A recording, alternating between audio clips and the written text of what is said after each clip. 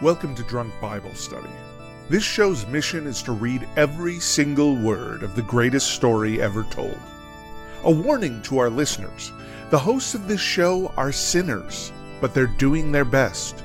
There will be drinking and there may be some swears.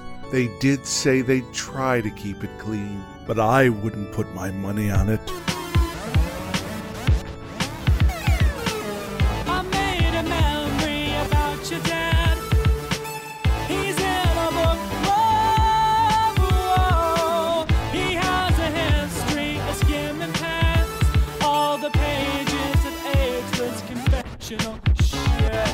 I'm Emily, and this is Drunk Bible Study, where my good friends Dedeker and Jace teach me, a born and raised atheist, all about the Bible. Wow, I didn't even look at that this time. I know it so well now. So, Jason Dedeker, how are you doing so? 50 episodes later. Wow, okay. You know, I probably could have before. I just didn't allow myself to... You didn't trust yourself. Yes, I didn't trust myself. I didn't believe. But now I believe that I am capable of... saying it without looking at it. So I just did. That's Anyways, how are you all doing today? One of these days, maybe you'll ask me how I'm doing. Nah, I'm okay. great. We are in a lodge. We are recording in a lodge right now. There's an elk's head up on the ceiling. There's some antlers scattered about. There's a lot of like old black and white photos of white dudes doing lodge-ish things. Like standing in a line. And a lot of standing in lines some is what leather happens. furniture. The mood lighting is very low. Yeah. There's an actual like wet bar. We are relaxing. Is there such thing as a dry bar? What's the difference? If you have plumbing or not. Yeah. A wet bar has a sink and a dry bar doesn't. The bars, you can store your booze there, distinction. but you can't wash your dishes there. I see. Wow. Well, no, this is very wet. Yeah, it's a very wet bar. It's so wet. And this is also going to be a wet episode of this podcast. Yes. So. Great. Great. Awesome. All right. Great. Oh my God. My laptop has like magnets that keep it closed when you close it. And my watch band is metal. Oh, and so if it's I freaking out? in just the right place, my wrist will go like chunk and like oh my gosh. Wow. You're okay? Great. I'm good. You don't have any wrist injuries? No, it just startled me. Okay, good. All right. Do we remember what happened last time? I'm trying to remember. Yeah, frantically scanning the brain. Oh, it was about the feasts and the festivals and the celebrations. Right, because in the bonus content we talked about the Jewish calendar and how that all works out. Yeah. Oh, and it was like Easter and Passover? It was definitely not Easter.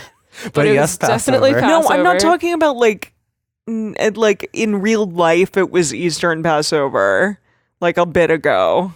Not when y'all are gonna listen to this, but those are like things that were potentially talked about. I guess not yet because Easter is a New Testament thing, but still, right? Yes, but we talked about kind of like holidays like Easter, that are not always on the same date. Not working at all. Yes, you cannot work on holidays. Oh, yes. On the festival days. Mm-hmm. Yes, and all the reasons and things that you can't do. Yes, on those days. Right. Yeah. Yes, many things you can't operate machinery. Not the machinery was like a thing to be operated back then. Nothing even remotely machinery-esque. No. Yes. Cool. Yeah. All right. What are we drinking today? We're having a lovely white wine. I don't know who is responsible for bringing the white wine. That would be I. Bonterra. Bonterra, which is a lovely organic grape and wine company. Oh. This is a Sauvignon Blanc. Yes. Made with organic grapes. Wow, look at that. There you go. Look at that. Only $10 at Whole Foods. Very crisp. I felt myself getting healthier as I was drinking it. Yeah, so it's good. a little bit of column A, a little bit of column B. But yes. Yeah, I'm pretty sure if they make it from organic grapes, it actually does hydrate you as opposed to dehydrate you. I have heard that. Yeah. Well, it definitely is better. It has less sulfites. It's not going to screw you up as much. There's less things thrown in to the wine. I see. Doesn't also white wine have less of those? Yeah, I thought that white wine just generally didn't have as many sulfates. What's the difference between sulfates and sulfite? I don't know. That's not the kind of podcast that we're running today. Maybe on another day. On Drunk Grape Study. Yeah, exactly. Our other hit podcast. How many of these are we going to have at this point? All right, so today, this is the penultimate episode of Leviticus. Whoa! Just one more after this. And that will be, that's going to be episode 53. Wow. Which means that if you listen to this show once a week, oh my goodness, this episode is your 1-year listen anniversary. Wow. Well, congratulations. We've been around the sun together. Yeah, I mean, we haven't actually because we were doing 2 episodes for like the first 3 to you, listener months? in the future, who started from the beginning and stuck with us until now, we've been around the sun together. Yeah, there you go. I like that. That's great. Yeah. Very nice. So episode 52 today, and then next week will be the last one in Leviticus, which means we're going to have to try to remember everything that's happened and kind of recap. What and our bonus content next week will be like, what did we learn about Leviticus? What did we understand about it? And then also preparing ourselves to go on to Numbers, which is what we start the week after that. Amazing. Yeah. All right. So today we're reading chapters 24 and 25. And we want to remind all of our listeners at home to read responsibly and drink responsibly. And you can drink along with us, or you can listen to us while you're in the car. But please do not do both at the same time. And with that, we are on to Leviticus 24.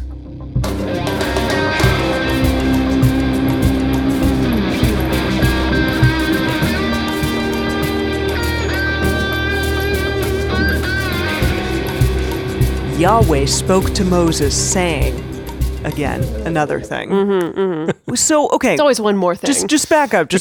Okay, we got one verse. Has every single start of Leviticus been Yahweh spoke to Moses, saying? It seems that does... pretty much, right?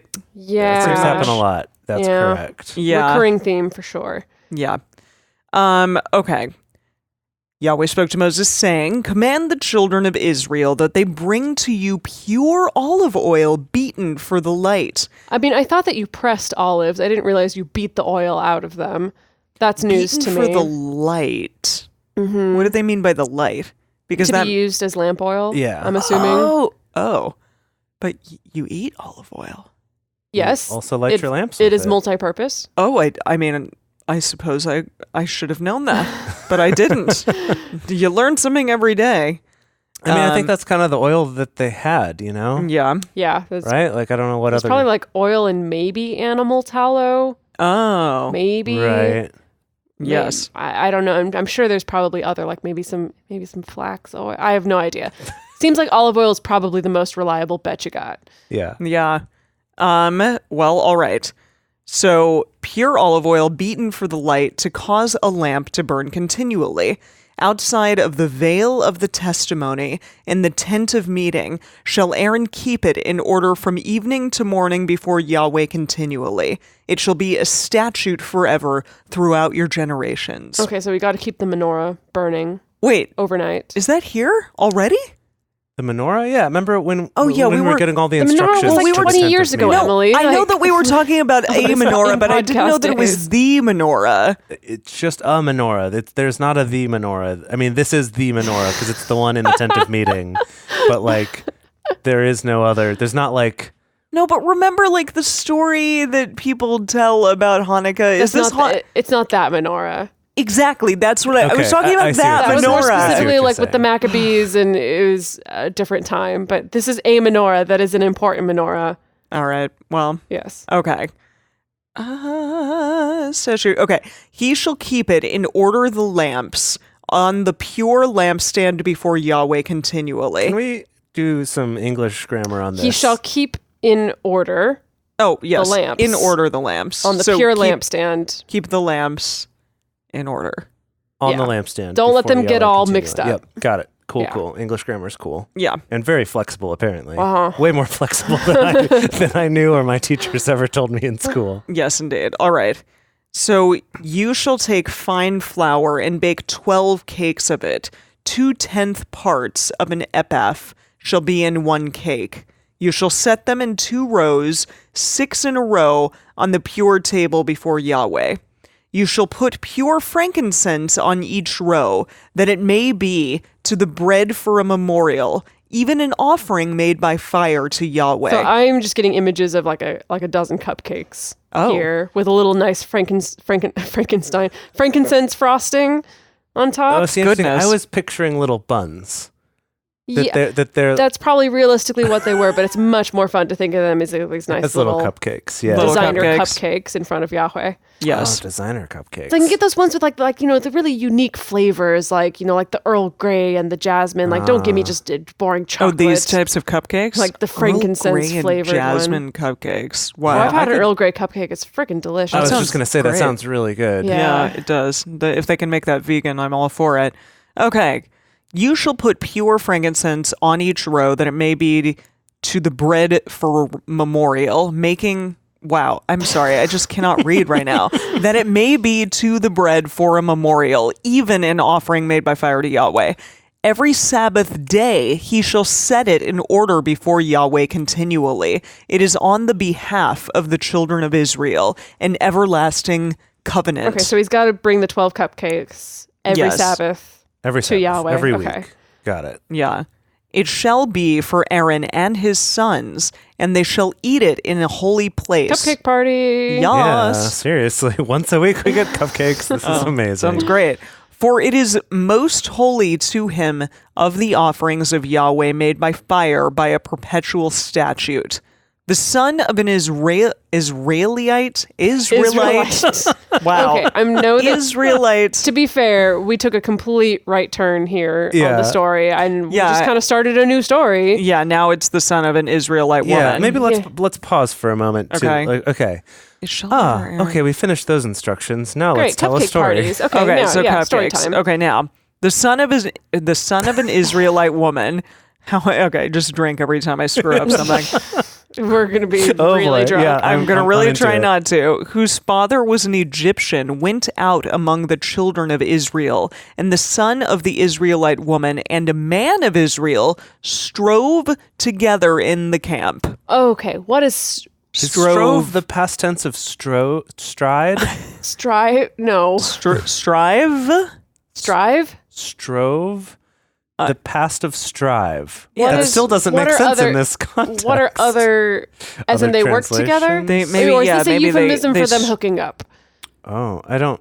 What are other translations? Okay, what chapter verse, whatever are we in? This is 24. Verse 10. Verse 10. Okay, let's see what we got here. And they fought. Oh, okay. Oh. So, okay, this guy who is... Quarreled or fought. This guy who is half Israelite, half Egyptian, fought with... a man of Israel. An Israelite. Together in the camp. In the camp. Okay. Okay. That makes sense. All right. And the son of the Israelite woman blasphemed. Wow. These are just not words that I use on a daily basis. Well, no, you gotta. I do, so... Do you say the word blasphemed often? Yeah, as much as I possibly can. It's not as often as I would like, though. I will say that. Blasphemed. But to blaspheme and to blaspheme, like, to have blasphemed... I mean, I will say blasphemous, but but I wouldn't usually say blasphemed. I try to use, I should. Multiple forms of a word whenever possible. Well, like instead of just talking about like getting some reconnaissance, to say like to reconnoiter is a good one. Instead of strive, you're like, we strove together. Yeah. I really strove with this guy at work the other day. Yeah, I've heard you say that all the time. That's exactly why you just knew what that meant. Cool. No, I'm saying that's going to go into the rotation. Oh, now. I see. Okay. Yeah. So he blasphemed the name, meaning, I'm assuming God? Well, yeah, or the name Yahweh? is capitalized. So yeah, meaning the name. Okay. And cursed, and they brought him to Moses. Okay. So they got into a fight, and this guy was like, God. F God. And they're like, ooh.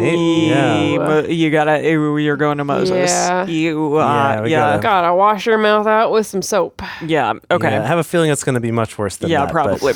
Let's see what happens here. So his mother's name was Shelomith, the daughter of Debris. You mean Debris, yeah. Debris, okay. I mean, I didn't know that a person's name would be Debris. I haven't heard of that. Debris? Debris. Yes. Dibri. Okay. Of the tribe of Dan. Oh, Dan. He's back. Oh, yeah, Dan. They put him in custody that it might be declared to them at the mouth of Yahweh.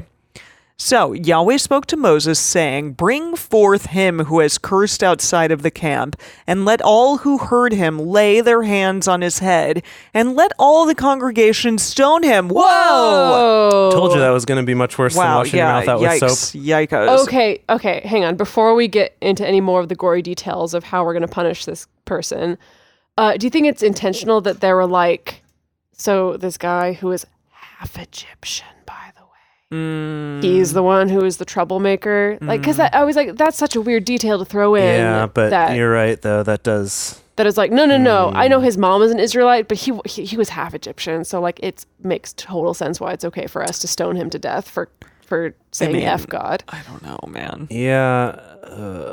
Yikes. Yeah, this is all right. I'm a little. My mind more went to that.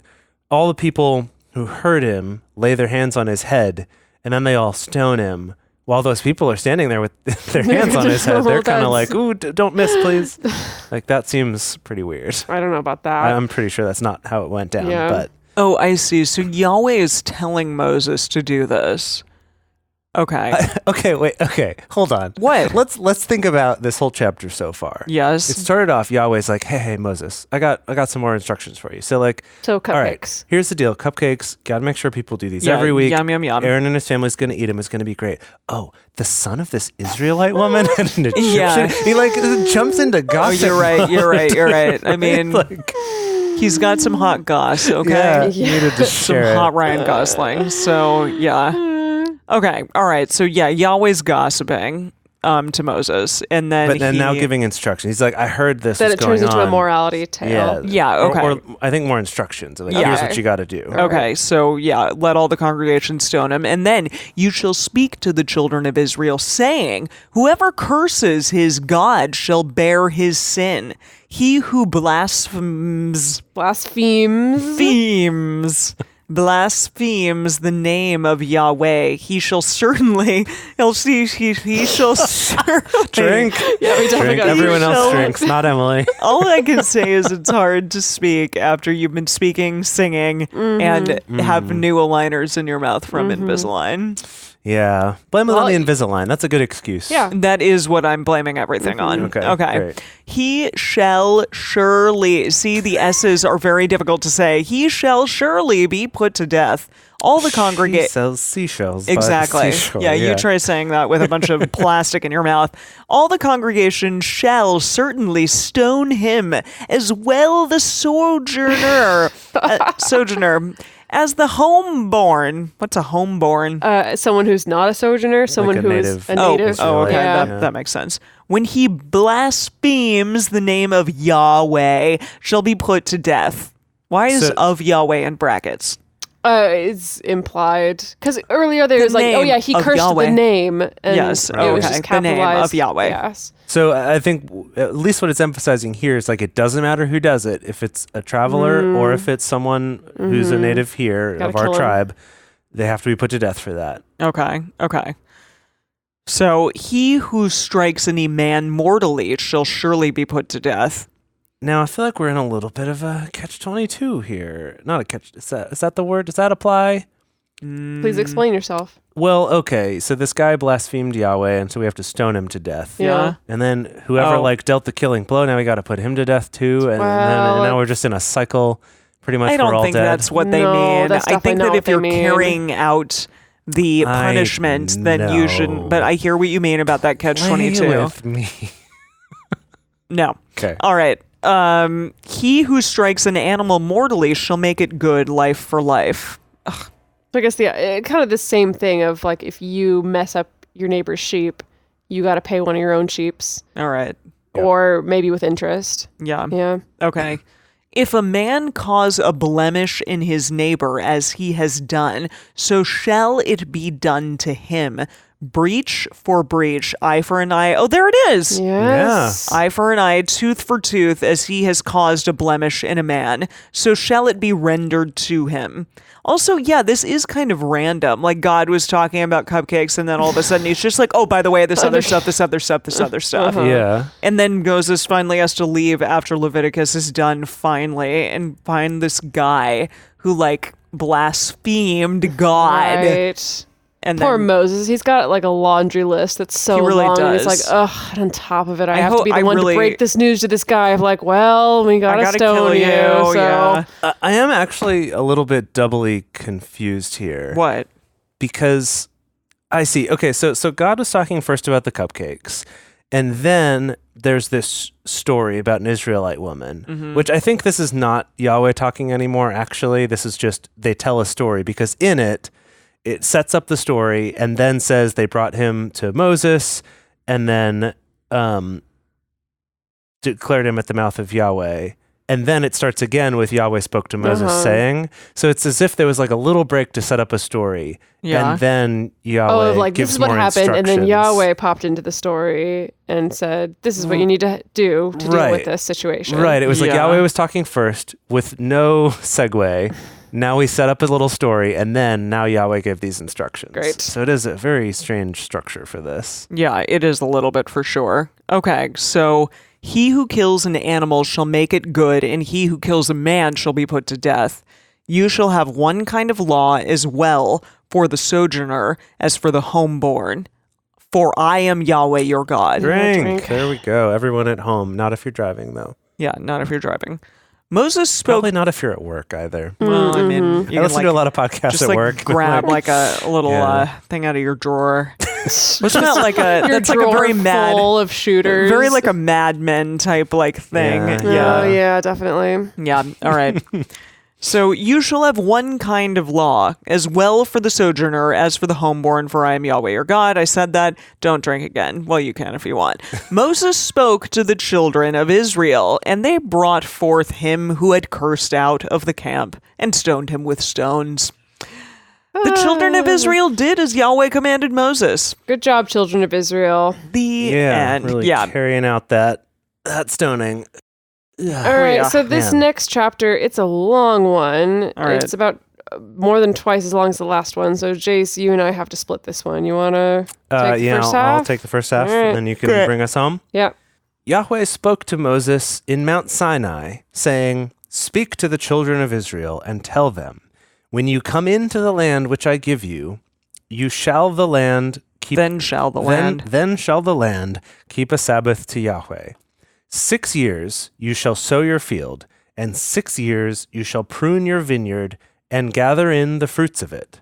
But in the 7th year shall be a Sabbath of solemn rest for the land, a Sabbath to Yahweh. You shall neither sow your field nor prune your vineyard. Wait a minute. Is that like a year-long Sabbath? It's like letting the land lay fallow. Okay. Do you know? Are you familiar with that concept? No, but cool. You're not a farmer. I am not, but I can, deduce what you mean by this fallow land. What have you deduced, Sherlock? That you don't do anything on it for a year after 6 years of doing stuff on it. What do you think the purpose might be? I don't know, so that the land doesn't become barren. Yeah. Yeah, it's basically to give the soil recover nutrients. Yeah. Cool. Yeah. But my question is this. Cool. What do they do in that year? It's a good question. That is a good question. Because usually with agriculture, when you're letting a field lay fallow, it's kind of like you're rotating, right? So it's like, okay. But let's say you have 4 fields. Here, but yeah. You let one of them lay fallow, but you're planting in the other 3. So you're still producing crops, and then you kind of rotate through.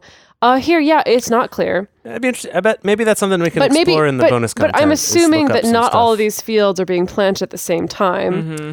It's like you lay in your fields one year, but then your neighbor lays them in the second year, and then you like the Sabbath year for each crop doesn't necessarily fall in the same year, perhaps. We can research it more for the bonus content. Yeah, I'm sure we could extrapolate this, but if we're just reading the text literally as it's written, it's like when you come into this land, you plant for 6 years and then you just don't eat for the 7th year.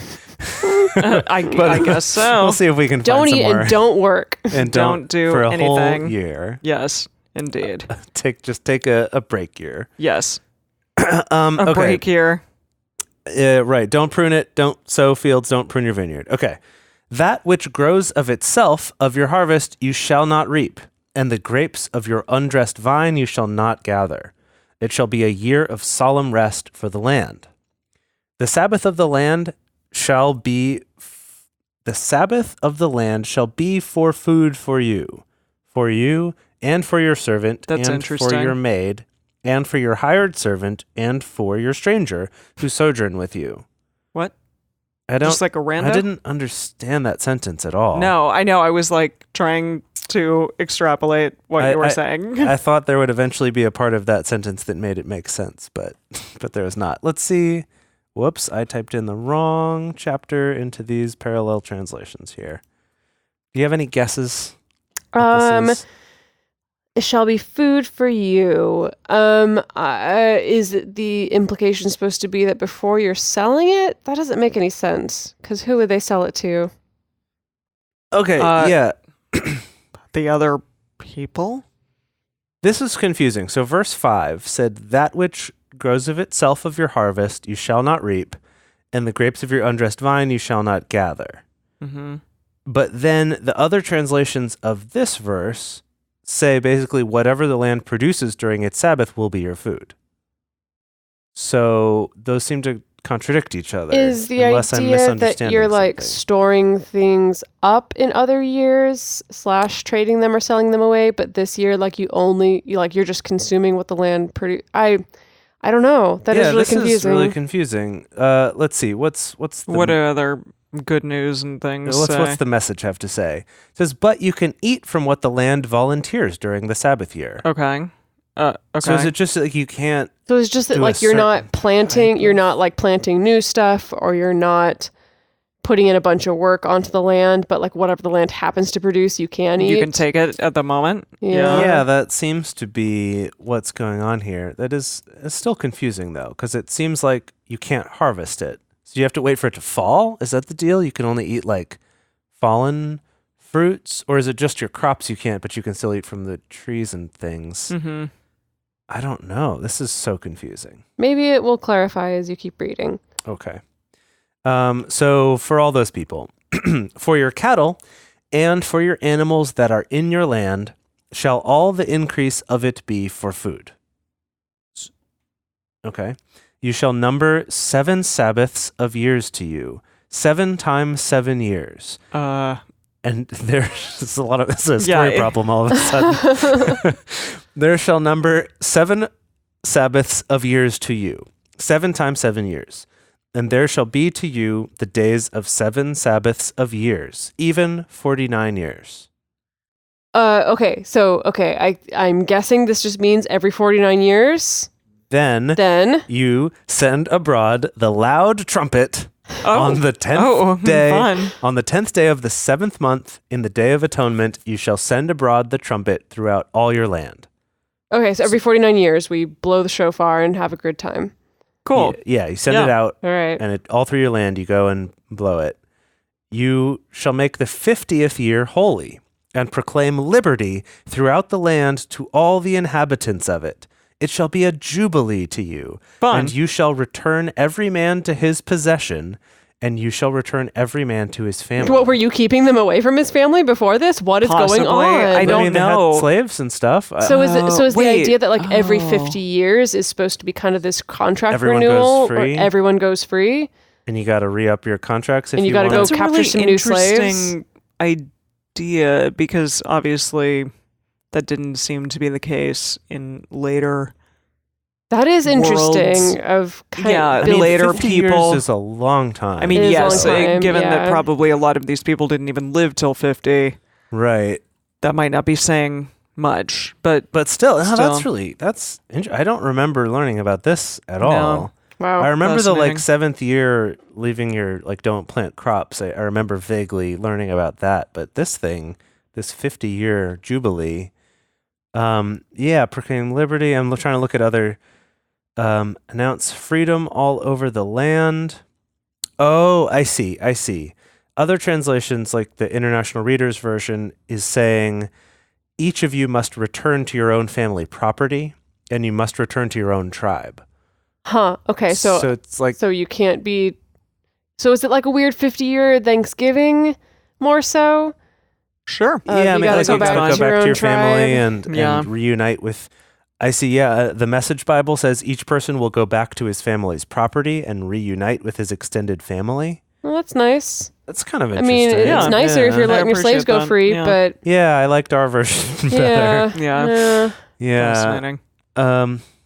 Yeah, wow, okay, cool. So on the 50th year, y'all got to go back to your families. Yeah. And you shall return every man to his family. Okay. A jubilee shall that 50th year be to you. You shall not sow, neither reap that which grows of itself in it, nor gather the grapes in it of the undressed vines. For it is a jubilee. It shall be holy to you. You shall eat the increase of it out of the field.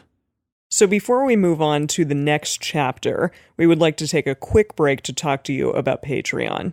So Patreon is a great place to help us out, help keep this show going. So even $1 a month on Patreon, which you can go to patreon.com/drunkbiblestudy and you can sign up to become a patron of ours. And even at $1, it really helps us to keep the show going.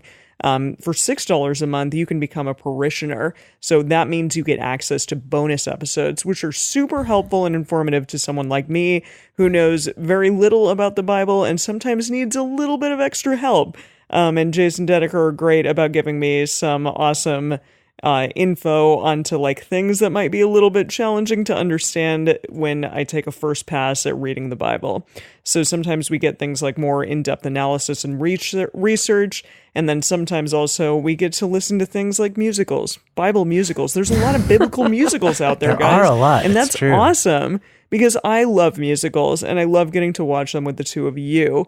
And then all of you beautiful people out there. So if you want to get in on us watching and listening to those amazing shows, movies, musicals, then become a parishioner of ours. And then finally at $12 a month, you become a disciple. So you get to support the show, you get all the bonus content, and then you also get ad-free episodes, which is super awesome. You don't have to listen to me gab.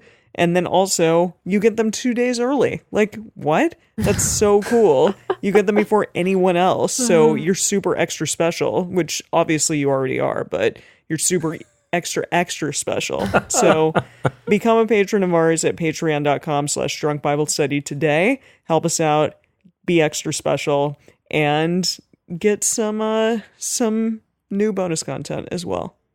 And so... speaking of extra special, we have a goal. We have a goal to build a congregation. We have a congregational goal. And so that congregational goal is we're trying to reach 300 patrons. And when we reach that goal of 300 patrons, then we're finally going to be able to start releasing 2 Bible studies every week instead of just once a week. So that means that you don't need to wait as long between episodes. It means you're going to get more content in addition to like our bonus content as well if you're a patron. So again, help us reach our congregational goal, join our family, join our little not quite churchy family, and go to patreon.com/drunkbiblestudy.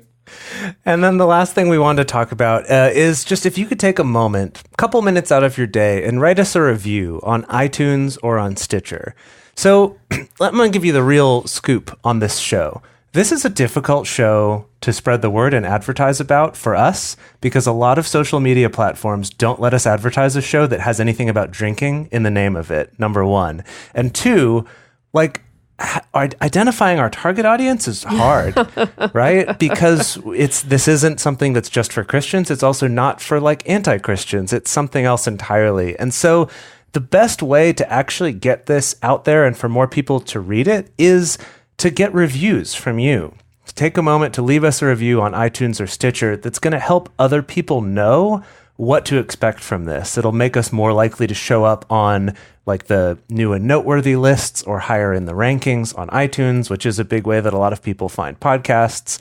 So if you could really just take those couple minutes, that would be huge in terms of us growing this, which if you think about it, means more people listening to the show, which means more other patrons, which makes us more likely to get to the 300 patrons, which then gets you more drunk Bible study each week. It's just, again, it's a snowball effect of winning. So if you could take those couple minutes and write us a review, it would make a huge difference for us, as well as spreading the word to your friends and anyone you know who might be into this. Again, we can just eat whatever's like extra. Yeah, what else? Yeah, whatever's growing randomly. Okay. Fine. We get to eat some stuff. Cool. In this year of Jubilee, you shall return every man to his possession, which we think means go visit your family, I guess. Okay. If you sell anything to your neighbor or buy of your neighbor's hand, you shall not wrong one another. The other 49 years total, whatever you want to do. Yeah, you can be as shifty as you want. Yeah. but Jubilee in this year, you got to be on point. Cool. Be cool in this year. According to the number of years after the Jubilee, you shall buy of your neighbor, and according to the number of years of the crops, he shall sell to you. This is a lot of math just to have like a celebratory year. I'm really not following. I'm like, Yahweh, this is not... I'm like, we're Jubilee. Doing multiplication Jubilee tables right now. Sounds great. Jubilee, love it. Like a Sabbath year and like not having to work and harvest the crops. Like that sounds also great. Love it, Yahweh. But you're making me do all this math to try to figure out what, like how much I can buy and sell. Yeah. Let's see if this makes any more sense here. So according to the length of the years, you shall increase the price of it. And according to the shortness of the years, you shall diminish the price of it. For the number of crops does he sell to you? No, that doesn't make it any easier. Seriously, like a riddle. What you got? Tell me what the message says. The message has to help me because... Okay. Yeah. Let me see what I can find here. First of all, let me do that. What was that verse number? 16. 16. Not 116, 16. Just 16. Okay, let's see. The Good News translation says, if there are many years, the price shall be higher. If there's only a few years, it shall be lower. Because what is being sold is the number of crops the land can produce. In that number of years? This does seem to imply then that, like, say I sell some of my land to you, at that 50-year mark, it goes back to me. It seems to imply that, doesn't it? So because what's being sold is the number of crops the land can produce. Yes. I'm assuming before the next 50 years when it all changes When it hands. all reverts. Okay, so the idea being that like if we're 3 years out from the Jubilee year and I'm like, hey, I want to buy this land from you. And I'm like, it's only going to produce 3 years worth of food. So I'm not going to pay you a very good price because at that 3-year mark, it's going to revert to you. Okay. Yeah. Versus if I try to buy it from you right after the Jubilee when I'm trying to pay for 50 years potential of growing food. You think that's the case? Yeah, I think that's how I understood that. Wow. At least I don't know. This is such an interesting way to deal with property and property rights. Yeah, yes. I mean, I'm still not entirely clear that that's how this works. That everything just like goes back at that time, but it seems like with this logic, at least, that seems to make sense. Well, good news is we don't have to totally understand it to keep reading. I guess you're right. Yeah, that's true. I pulled up a full like this chapter in the Message, so if we want to check like a few verses together, we can. Okay. Got it. You shall not wrong one another, but you shall fear your God. Obviously. For I am Yahweh your God. Yes, thank you. We know. Okay. Therefore, you shall do my statutes and keep my ordinances and do them. You shall dwell in the land in safety. The land shall yield its fruits, and you shall eat your fill, and dwell therein in safety. I appreciate that God is like, preaching safety. Mm-hmm. Yeah, safety is very important. Oh, yeah. As long as you fear me, you'll be safe. Yeah. As long as you're constantly afraid of what I might do, you're going to be really safe. Yeah, Don't worry. Yeah. If you get too confident, though. Okay, I like this. Okay, God's going to address some of our concerns from earlier. Okay. If you shall say, what shall we eat in the 7th year? My thoughts exactly. Behold, we shall not sow, nor gather in our increase. Then I will command my blessing on you in the 6th year, and it shall bring forth fruit for the 3 years. Okay, so we have to put our faith in Yahweh that he's like, don't worry, in the 6th year, I'm going to triple the amount that your crops make. And so you're going to be able to go a whole year without growing anything and you'll be able to eat. Okay. Then I will command my blessing on you in the 6th year, so it brings forth fruit for 3 years. You shall sow the 8th year and eat of the fruits, the old store, until the 9th year, until its fruits come in, you shall eat the old store. So it's like year 6, you get a bunch of crops. Yes. Year 7, you don't plant anything new, and you also don't harvest it all, so you're eating that old crops. Okay. The next year, you plant stuff, but you can't harvest it yet because it's not grown yet. You still keep eating the old stock. And then finally in the next year, you get the new stuff. So basically, it's going to be 3 years of just like old dried up prunes and dates and stuff and like no fresh apricots or whatever the heck they're growing out here. Yeah. I guess really beggars can't be choosers when you're... I suppose you're right. ...in the desert. Yeah. Is it still me? Do you want to pick up from here? Oh, yeah, I can take over. Halfway point. I'll take over. There you go. It is time. 23. The land shall not be sold in perpetuity, for the land is mine. For you are strangers and sojourners with me. Ooh, that's a new perspective on things. Okay. In all the land of your possession, you shall grant a redemption for the land. If your brother grew poor. What? Brother be grew poor. If your brother be grew poor. What? This is great. What is even happening right now? I don't know. There's got to be a translation, like a transcription error, right? Seems that way, yeah. I'm just gonna say, if your brother be poor. I like this one, the Septuagint Bible. And if thy brother who is with thee be poor. Yes, okay. And if thy brother who is with thee be poor, and sell some of his possession, then shall his kinsman who is next to him come, and shall redeem that which his brother has sold. Okay, so if your brother is poor and has to sell off some of his stuff, then his kinsman is going to come along and buy that stuff back. Yeah. Yes. Yes, I guess so. I think that's what redeem means in this context. If a man have no one to redeem it, and he grew rich. This is that's very in grammar odd. Here, yeah. I wonder, like, what does it mean? Like, he has become? I think that's what it means. And he has grown rich, and he grew rich, and find sufficient to redeem it. Then let him reckon the years of the sale of it, and restore the surplus to the man to whom he sold it, and he shall return to his possession. Okay. So if he's poor, he has to sell off some of his land, then suddenly he gets rich somehow, and is able to redeem it, then he can buy it back, and restore the surplus to the man to whom he sold it, and he takes his land back. Okay. But if he isn't able to get it back for himself, then that which he has sold shall remain in the hand of him who has bought it until the year of Jubilee. And in the Jubilee it shall go out, and he shall return it to his possession. So this is such an interesting 50-year cycle where it's like the Etch-a-Sketch gets all shook up, up, and then everything just resets. That is interesting. Is this a thing that people practice now? In a sense, I have no idea. I have no idea. I've never heard of this before. I suppose we could look that up for the bonus. Yeah, we'll make a note to look up this whole Jubilee year cycle Apparently thing. my Sunday school teachers were into retaining their property, so they didn't share this. Yeah, a lot of the people I knew were very much into retaining their property beyond 50 years. Fun piece of trivia I learned about cemetery plots, actually, is that America is one of the only places in the world where we assume that when you buy a cemetery plot, you own that land forever.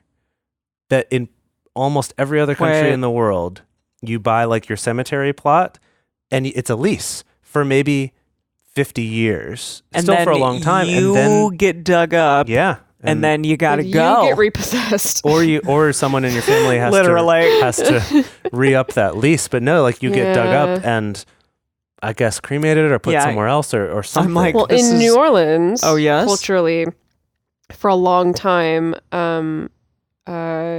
you would essentially buy a plot or buy a section of a mausoleum, and that would be your family section. But it's everyone gets thrown into the same vault. Essentially, right. It's we only got so much room.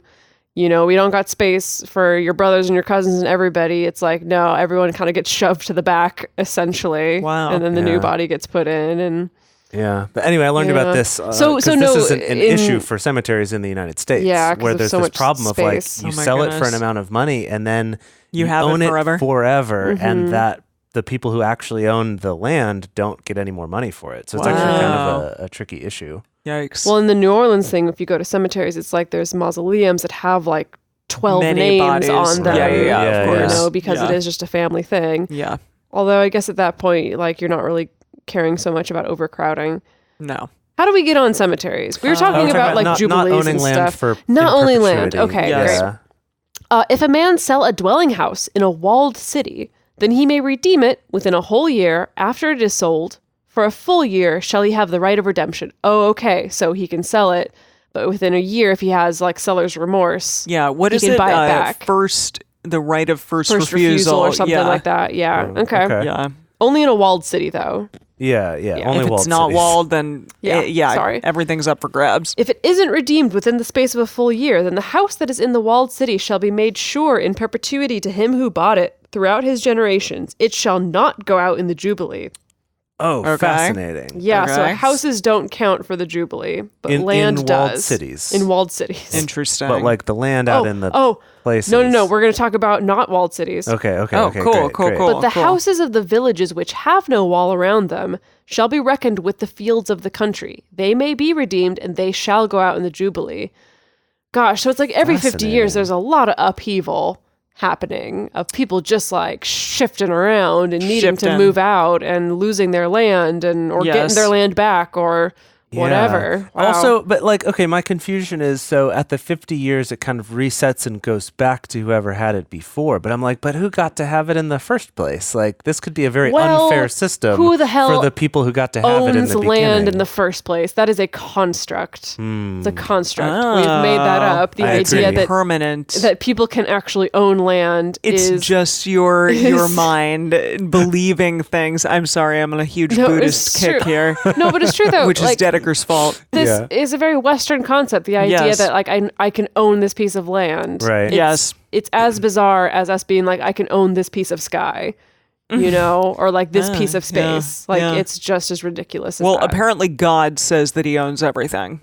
Didn't he say that? Something to that effect? Yeah, and that y'all are just strangers and sojourners here. Yeah, in a strange land. Yes. Let's see. But the field... Oh, wait. No. Backing it up. No. Backing it up. Okay. Back it. Nevertheless, the cities of the Levites, the houses of the cities of their possession, may the Levites redeem at any time. Wow. Whoa. Okay. If one of the Levites redeem, then the house that was sold and the city of his possession shall go out in the Jubilee. For the houses of the cities of the Levites are their possession among the children of Israel. I feel like there's some power dynamics here that are kind of unfairly skewing toward the Levites because they're the ones who get all their food provided to them by everyone else in the community. They're the ones who are like, we can just take our houses back or our land back from you at any time. Right. And y'all feed us. Okay. Okay. And we get the nice clothes. Yeah, with all the jewels on them. But the field of the suburbs of their cities may not be sold, for it is their perpetual possession. If your brother has grown poor, this makes sense. I'm glad we stopped with this whole be grew poor and whatever the hell. If your brother has grown poor and his hand fail with you, then you shall uphold him. As a stranger and a sojourner shall he live with you. Take no interest of him or increase, but fear your God that your brother may live with you. You shall not give him your money on interest, nor give him your victuals for increase. What's a victual? Food. Food. Yeah. I am Yahweh your God, who brought you forth out of the land of Egypt to give you the land of Canaan and to be your God. Oh, yeah. Got a drink. Okay. Got a drink. I need to fill my glass. Oh, dear. I had too many Yahweh your gods. Yeah, okay. Did you know that... victuals. So victuals is short for victuals. Yes. So the first time I ever read the word victuals was in Legend of Zelda... what was it? Link's Awakening. Zelda 2. Link's Awakening, yes. Link's Awakening. They're remaking that game. I'm so excited for the Switch. Really? Yes. Oh, that's awesome. I know. Okay, but so I read that word and I was like, victuals, what's that? And I asked my mom. I was like, I don't understand this. Mom, and what is she this? Told me it meant food. She was like, it's in the Bible. But she that's was like, obviously. No, she didn't, but she should have. It's like the localization team on that game just got a little bit poetic. Yeah, I guess they were trying to make the person feel very like country hospitality or something. That makes sense. Okay. If your brother has grown poor with you and sell himself to you, you shall not make him to serve as a bondservant. I should hope not. As a hired servant and as a sojourner, he shall be with you. He shall serve with you to the year of Jubilee. As a hired servant, so I guess it's kind of like if your family member's poor and they offer to work for you, you should pay them instead of just using them as a slave. Yeah, that like say they have like debts to pay back. Mm-hmm. They can't sell themselves to you forever, but you have to pay them a wage as opposed to a bond servant or whatever it was, that I think you just pay the one fee and then they're just yours. Okay. As a hired servant and as a sojourner, he shall be with you. He shall serve with you to the year of Jubilee. Yes. Then shall he go out from you, he and his children with him, and shall return to his own family. Oh, okay, I skipped. He shall serve with you to the year of Jubilee. Then he gets to go back. Okay. Right. Yeah. Okay. His children with him shall return to his own family, and to the possession of his father shall he return. For they are my servants, whom I brought forth out of the land of Egypt. They shall not be sold as bondservants. Okay. You shall not rule over him with rigor, but shall fear your God. So Egyptians can't be sold as servants? Is that what he's saying? No, I think Israelites. Oh, sorry. That's what I mean. That's what I mean. Out of Egypt. Yes, that's what I meant. I think it's like it's okay to enslave other people, but you can't enslave fellow Israelites. This is like... This is the kind of thinking that's made the world go around for many hundreds of years. Well, I remember... Sorry, yeah, go ahead. No, just the interpretations that I think people just in general take with the Bible, and then they look at a line like this and they're like, well, God said it was fine. Yeah. Like, you know? Well, what's interesting about this is that the whole like not enslaving your own people thing is actually pretty universal. Like that's all over the world, that's the case, right? People will enslave other peoples, other kingdoms, other ethnicities, whatever, but not of their own people. And that when I was studying Russian history, when I was in Russia, one of the things that my teacher told us was that Russia is one of the only countries ever to enslave their own people. That Russia is so huge that it's like you can be like those weirdos at the other end of the country are just totally ripe for enslavement. And it's like we all will get to Moscow. I'm just thinking of Three Sisters. Oh, okay. Got it. Yeah. Well, in this next verse, he actually just goes on to say it right on the nose. As for your bondservants and your bondmaids, whom you shall have, of the nations that are round about you, of them shall you buy bondservants and bondmaids. Wow, obviously. Wow. Yeah. Okay. Moreover, of the children of the strangers who sojourn among you, of them you shall buy, and of their families who are with you, which they have conceived in your land, and they shall be your possession. So may I ask, how does somebody who's not an Israelite, what do they think looking at this passage? Like, what do they... Do they just skip over it? You're not an Israelite. No, I'm not, and I think I guess you're like 2% like me. Yeah, I guess you're right. You're right. I do have some. What is it? Ashkenazi. That's the one. Yeah. I don't know. I feel like if I were to read this and be not 100% Israelite, then I might be like, wow, like I feel a little left out here. Yeah. God. Yeah. Yeah. What's the deal? Sense. Yeah. What is the deal? Yeah. Well, the thing about it that's interesting is that this message here was not meant for all of us. It's you true. Know what I mean? Like it was at meant the for time the Israelites. of this being written, this was by them for them. I mean, you're right. You're absolutely not right. Not for any of us. That's true. If you did have a stranger who was sojourning among you, and you would be like, yeah, our laws and customs and culture say that like we can buy your children as slaves if we want to. But we're not going to do that to other people. I mean, like to other Israelites, but we're going to do that to you. And hearing that, there's no part of you that would be like, I really want to join this religion. You know, like. Well, I don't think that was the point. That wasn't the point. But that's the thing. Like, eventually, those who were conquested. And, you know, the conquistadors is like what I'm talking about because that's also part of me and part of like my family ties. Yeah. You know, people who would go and try to conquer and also like say, okay, be this religion. This wouldn't be very appealing to me. Anyone who wants super extra credit and win bonus points with me can read the book Ishmael by Daniel Quinn. I've already read that other book that you had me read. Well, you had a couple of them. One book policy. No. I was what was At the one? The 50th year, you can tell me another book to read. The Poisonwood Bible. Yes. Well, okay. Well, I'm going to keep giving you books to read, and the next one is Ishmael by Daniel Quinn, and. Oh yeah, he goes into this idea of like specifically with the Hebrews, like you have this primitive culture that one of their defining traits is that they go into other lands and impose on those lands their customs and their way of being. Okay. And maybe that's not a quote unquote normal way for human beings to be. It's just that this is what became dominant because it was so aggressive and dominant. Yeah. And so anyway, I can't describe it better than Daniel Quinn does. So I recommend reading the book Ishmael. But there is this kind of, it's just very colonial, I suppose. Yeah. On the other hand, though, I think that we're maybe, like Emily, what you were saying kind of sounds like you're looking at it through the lens of modern day Christianity, which tends to be very like, come join us, be part of this. No, exactly. And this, at least from, again, if we're like looking at the text as it's written here. Yeah, it feels very like singular in honestly, a certain people. Right. This is about we're us. We're going to kick some butt. And everyone else. And we don't want them to join us. We're not trying to convince anyone else to join us. But to be fair, like modern day Judaism isn't very evangelical. Exactly. And that's my point, actually. Is it not? No. I don't know. At least what I've heard from my Jewish friends is like, if someone wants to convert to Judaism, like the tradition is that the rabbi has to refuse you 3 times. Okay, that's in Sex and the City. Right. But it's more the idea of like, no. If you want to be one of us, that's a hard thing to be, which is what we see here. We're not trying to onboard you like the evangelical Christians are. It's a very different approach to your religion and culture and stuff. Yeah. Anyway, you want to know about some bond servants? Yes, please tell me. I need to get some, and I want to make sure I'm buying the right ones. You shall make them an inheritance for your children after you, to hold for a possession. Of them shall you take your bondservants forever.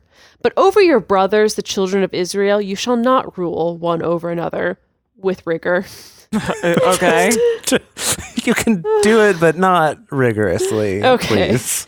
If a stranger or sojourner with you has grown rich, and your brother has grown poor beside him, and sell himself to the stranger or sojourner with you, or to the stock of the stranger's family, after that he is sold, he may be redeemed. One of his brothers may redeem him, or his uncle's son may redeem him, or any who is a close relative to him of his family may redeem him. Or if he has grown rich, he may redeem himself.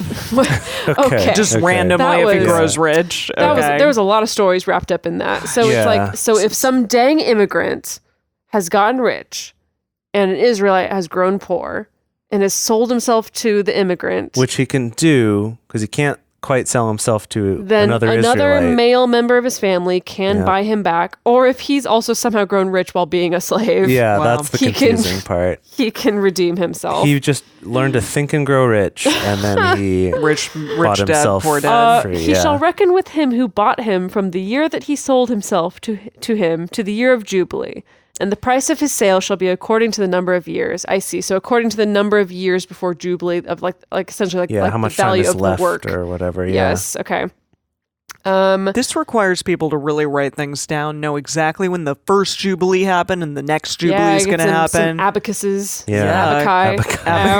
Abacae. Some I don't know. What's the plural of abacae? If there be yet many years, according to them, he shall give back the price of his redemption out of the money that he was bought for. If there remain but few years to the year of Jubilee, then he shall reckon with him. According to his years shall he give back the price of his redemption. As a servant hired year by year shall he be with him. He shall not rule with rigor over him in your sight. If he isn't redeemed by these means, then he shall go out in the year of Jubilee, he and his children with him. For to me the children of Israel are servants. They are my servants, whom I brought forth out of the land of Egypt. I am Yahweh your God. Good drink to finish that chapter with. Chug that beer. No, kidding. We're not drinking beer, Emily. Wow. I'm talking about like the random people out there who might be drinking beer. Okay. It's like... Chug it. The only thing Yahweh has to brag about is bringing them out of Egypt. Yeah, he really comes back to that. Yahweh. He's not like, I made all of creation. I took care of your ancestors. He's not like, I made you from dirt. He's like, no, I brought you out of Egypt. But I guess that's more relevant to them.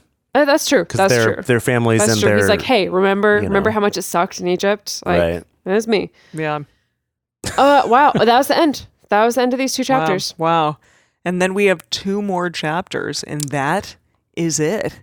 Any guesses for like, obviously Leviticus is going to go out with a bang.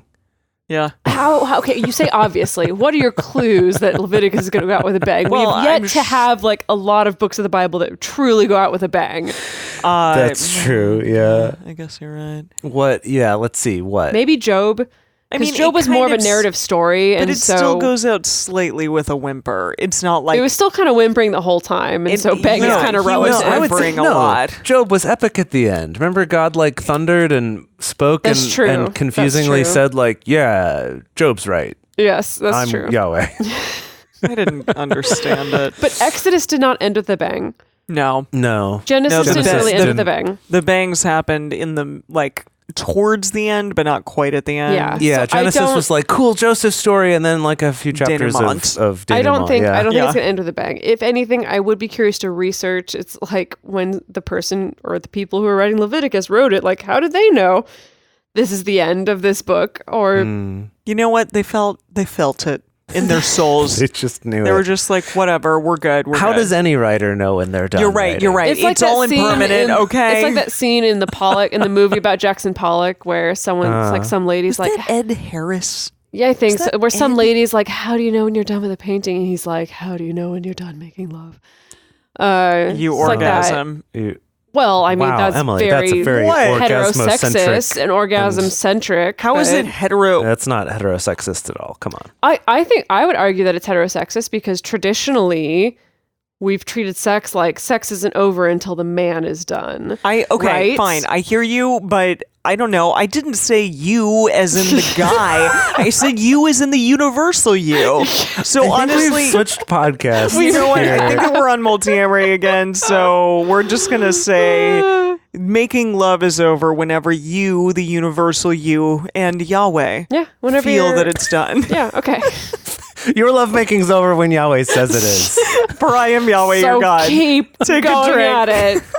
Keep bowing down upon your partner. Okay. Yeah, that's a good old pull. I don't know. Yeah. I think it's just going to be more rules, probably some repetition of rules. Maybe some recapping some things. Probably some recapping. Maybe some more scheduling of like, also there's this festival I forgot to tell you about earlier, but I want you to do it also. Yeah, well. And if you don't do it, I'm going to kill you in a really graphic and horrible way. Yeah. Cool. Yeah, okay. Probably. I know that we ended a couple episodes already talking about stoning, but I'm going to talk about it again. Okay. Because that's also my question is like, what? Surely in the desert, there are more efficient ways to execute a person. What are you talking about in the Other desert? than stoning. What does in the desert have to do with anything? Yeah, that's a good because question. the desert things being efficient or not efficient, like you throw someone into the desert and have them die of heat stroke, that's probably not very efficient. What if you give them no water for a number of maybe hours? That's not very efficient. Exactly. I guess you wouldn't really have access to any kind of like guillotine-esque I'm assuming at this point, to chop off their head. So maybe stoning really is like the best thing you got.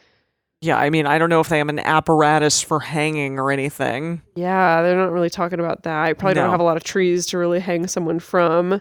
I don't know. I don't know what this desert looks like. I've never been to this particular desert. I know the desert that I'm from, what that desert looks like, but... Death by javelinas.